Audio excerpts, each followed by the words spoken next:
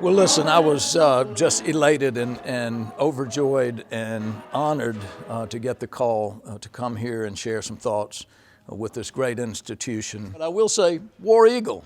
So it's an honor to be here.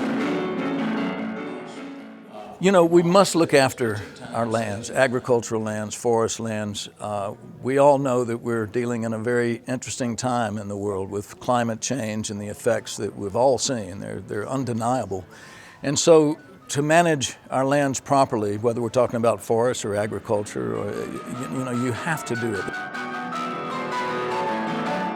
He's an accomplished forester, field forester. He manages actually his land base, the forested landscapes, and also he got a national award for his best forest management.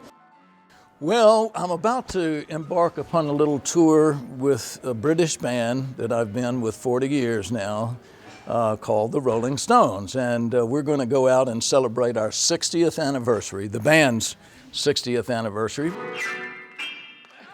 which is remarkable when you think about it. Not too many rock and roll bands can say, hey, 60 years later, we're still here